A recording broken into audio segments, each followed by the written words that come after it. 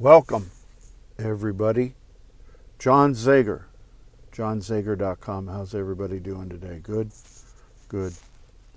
So, I'm attempting to do what YouTube is encouraging me to do since they've removed my channel due to not making enough money for the company. And they put me back to doing 15-second videos. I don't know. And then they complimented me on getting 315 followers after 3 or 4 days, something like that, I can't remember. And suggested I go back to where I started with doing these YouTube videos on my camera, video, right? And then uploading that to YouTube, and then, I don't know, uploading or downloading that so that other people can watch my YouTube. The channels, they're not taking away the name yet, John Zager Thoughts and Travels, and they're allowing me to do this, and so far it's working. The voice is going along with the video. For a while when I was trying this, I was not able to get the voice to come along with the video, and that was kind of disturbing. Now, I guess they're just allowing the video to have the voice. But it's kind of complicated because I have my earbuds in. As you can see, the phone just fell off of my steering column. And I am resorting to having to hold the phone with my hand. I apologize for this inconvenience, and hopefully I'll figure out how to rectify that for the next time. Right now, it's kind of a challenge to see if it'll work. Let's try it one more time. We'll try it one more time and just see if it happens again. And if not, I will hold it. So I apologize for that. So I want to talk more about personalities and programming. And there seems to be a similarity, commonality between managers, supervisors, bosses, whoever's in charge that does the hiring, and the people they pick. So their personality, I guess that's HR department, right? And I've tested this theory, and it's really true. There's some really obnoxious, resentful, angry, demeaning kind of people that work in HR that hire personnel. If you go around, here's an example. I don't think anybody really cares, but let's use Walmart as the example. If you go around to the various Walmarts, they're people that are in need of work, in need of money, and some of them, the younger millennials, just want the money and not the work. Some of the people, and again, I'm not generalizing this, I'm just pointing out in some Walmarts with some people, they're spiteful. They're, oops, there it goes again, so I'm going to have to hold it. That's okay. So anyway, I want to go on with my thought. And what my thought is that those employees out there are the result of being selected by the HR department that does the hiring, and their personalities, which are similar to what I just mentioned, are the personalities or the people that they're picking to work at Walmart. They don't want to be at Walmart. They just want the money. They're retired, maybe 70, 80 years old, and they're not living on Social Security. It's not making it, so they have to go out and work as a senior, and they don't like that, and they try to be nice and polite, but it's hard to get past that.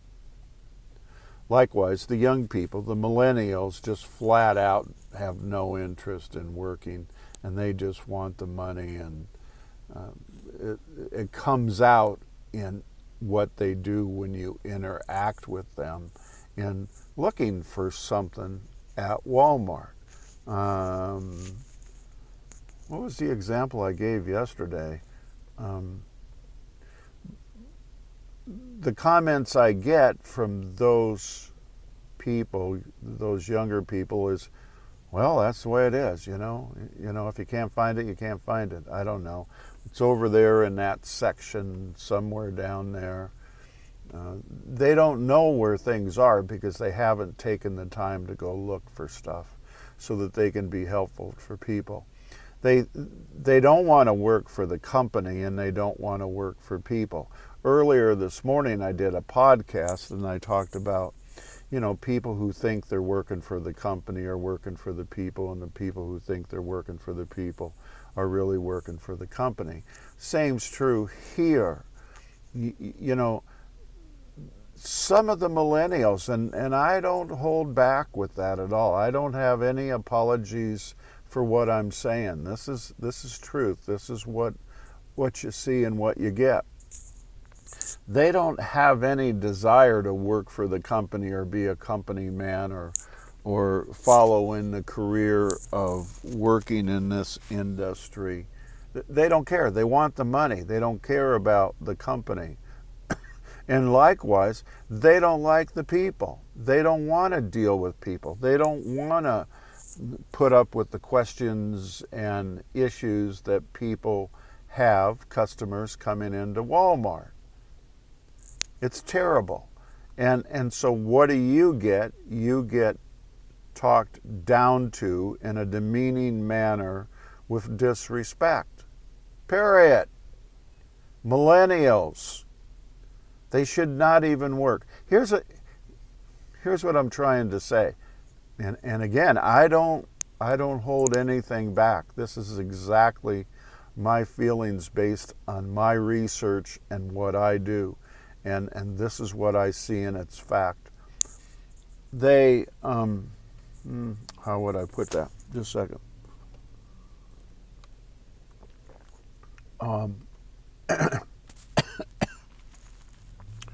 Some of the people that are a little bit older than millennials, but not yet seniors, right? Won't be as bad as the millennials as far as how they're treating you, and they won't be kind of grumpy and,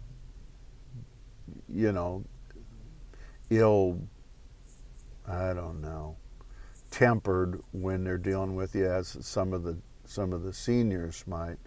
But they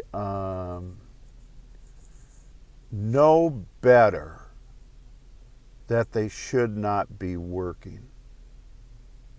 So there's a category of people out there, not the seniors. Seniors will be grumpy and they'll be in the stores and they'll be no fun to deal with. But they have to have money in order to survive and supplement, their Social Security. Younger people need the money for whatever impractical things they do with their money, because they're being taken care of by their families and living at home and doing all that. And they're terrible, but they don't have the intelligence to process that they shouldn't be working.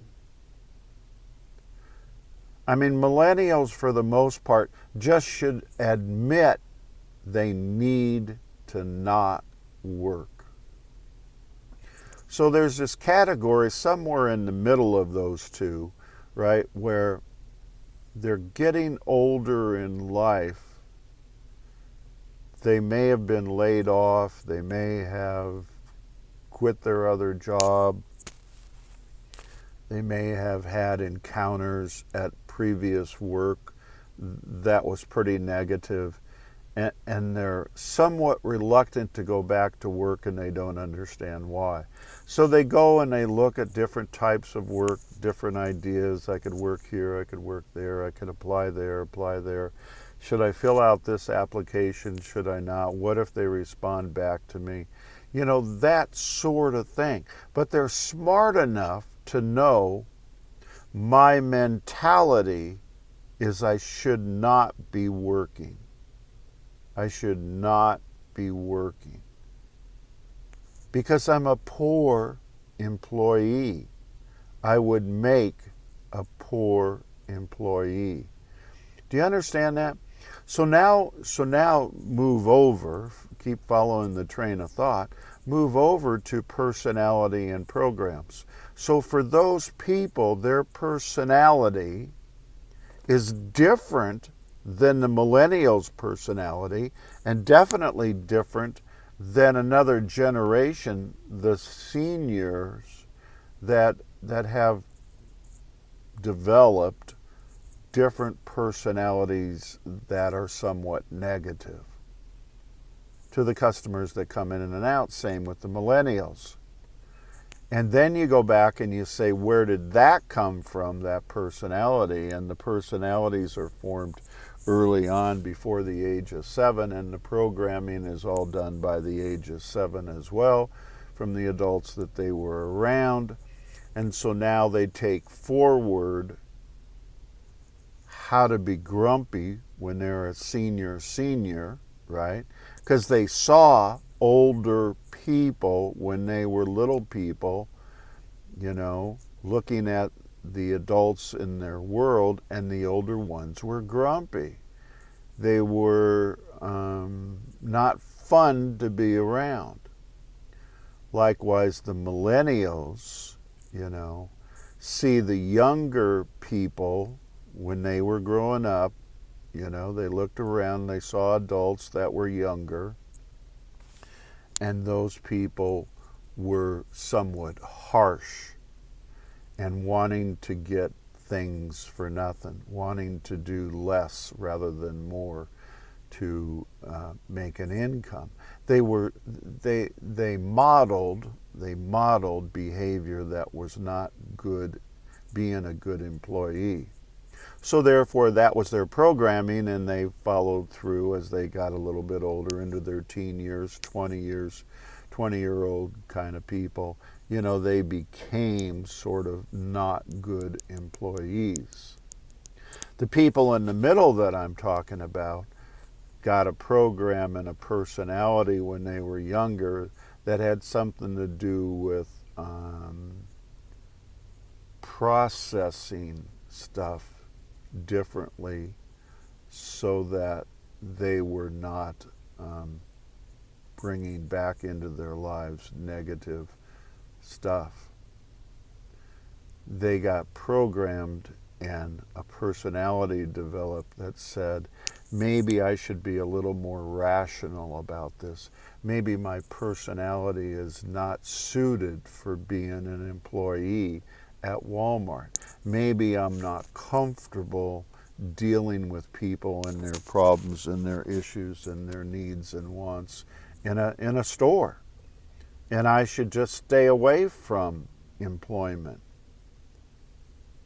until I can change things and have a different perception in my own head. Does that make sense? I got a different kind of coffee.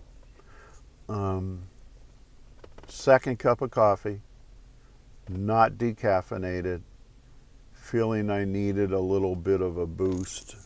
And so anyway, I found a different place to go to get the second cup of coffee.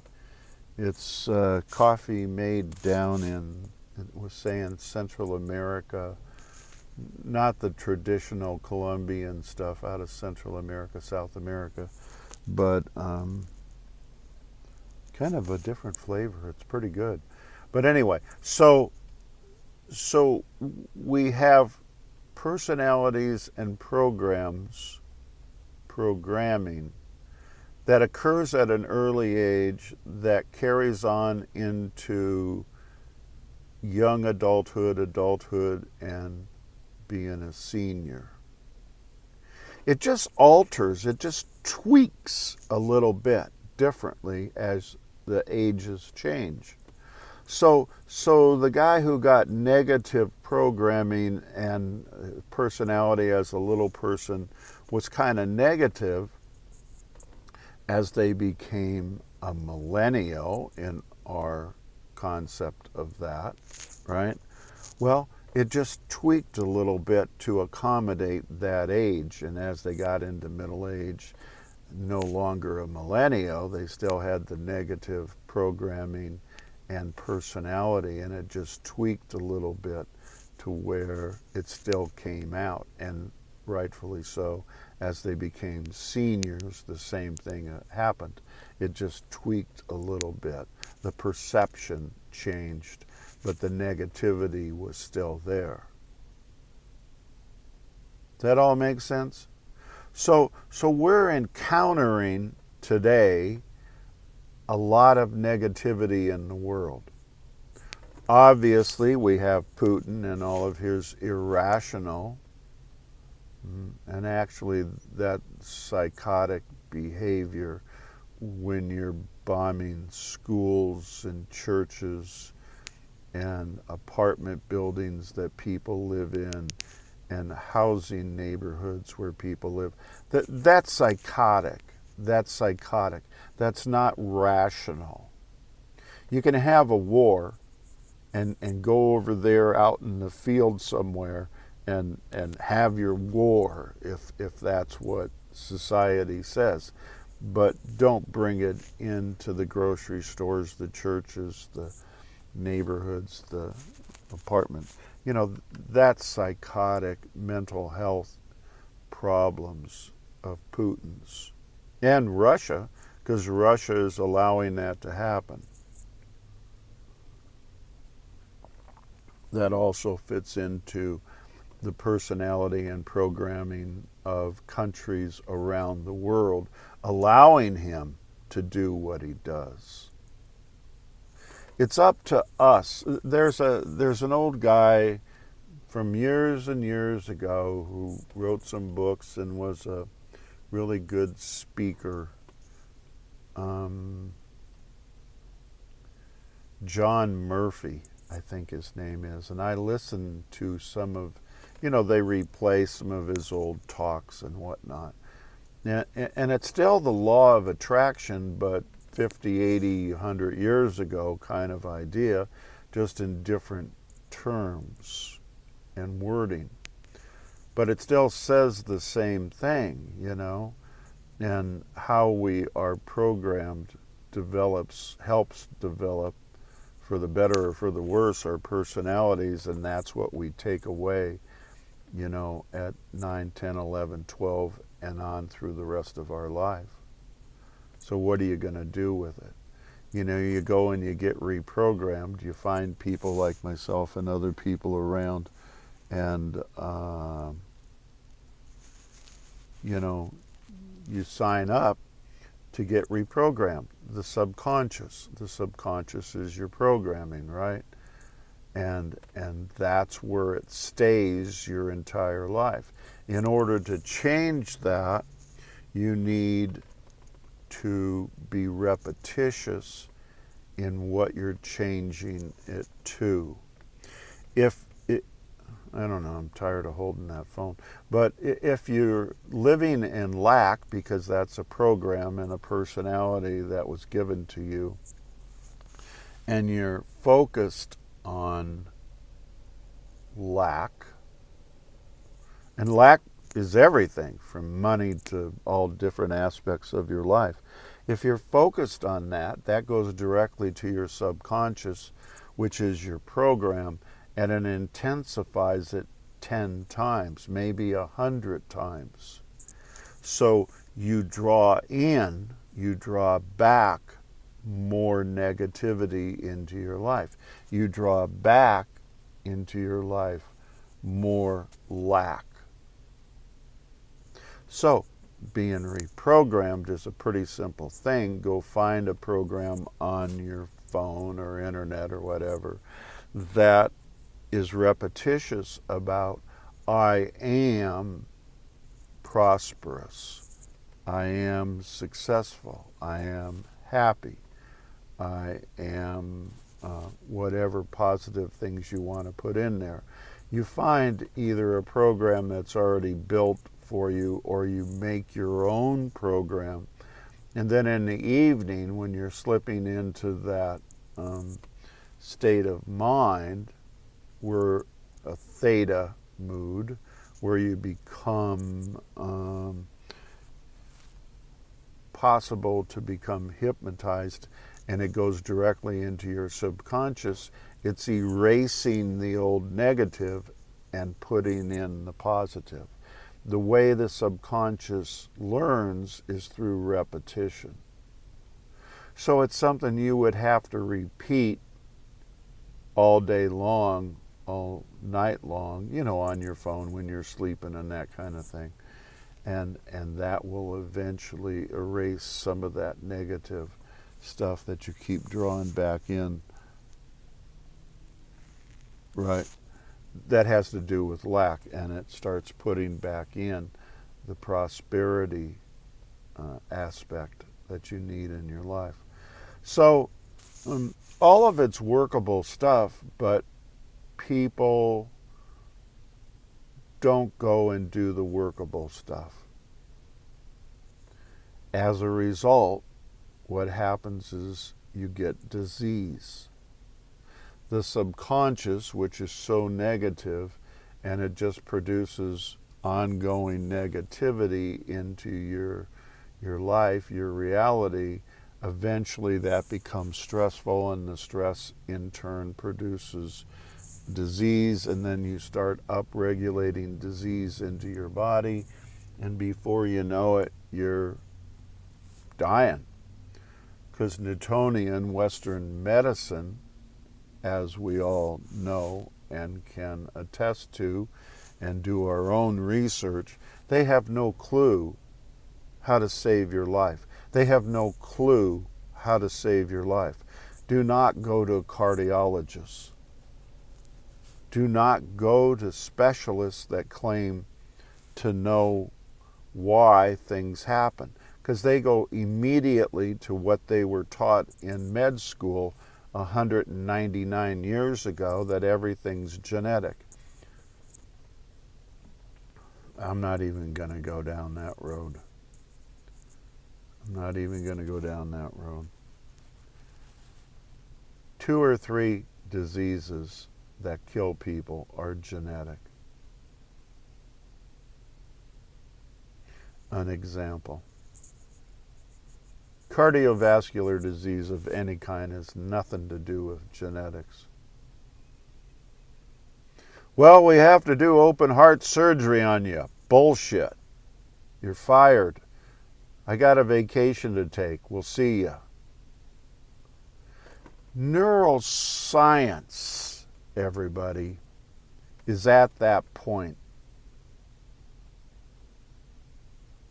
It's a brain function.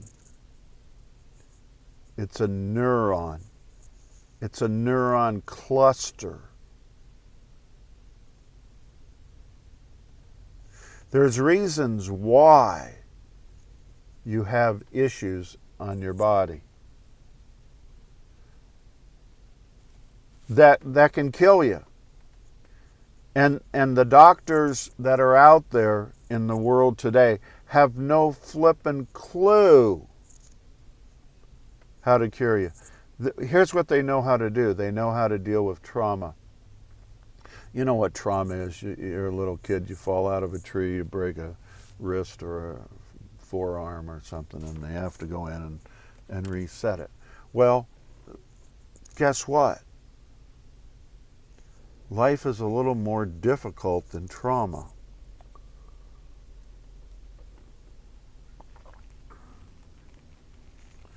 Do not go to a psychiatrist. Psychiatrists are old.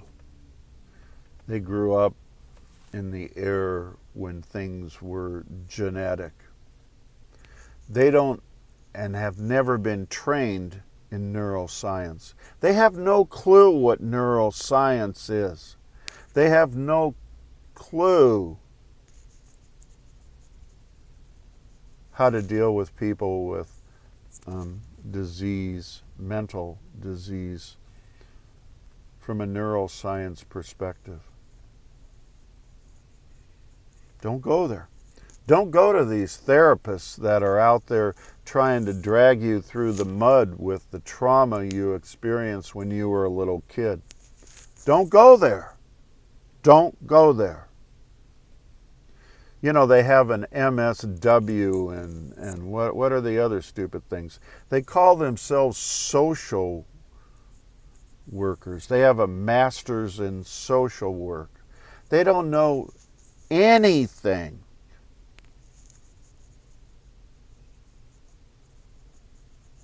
Here's what I'm willing to do. In my region, actually, I can do the state of Colorado, but I can also do pretty much the United States and worldwide. But for in and around the eastern slope, let me make this as easy as I can. Call me up. Text me. Give me some validity of who you are and why you're asking. And I'm going to tell you the bad ones and the names and their phone numbers to not ever contact for emotional issues. It's a tragedy what they do.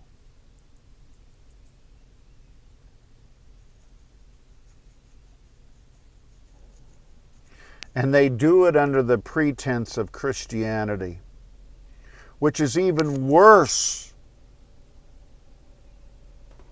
That's how corrupt they are.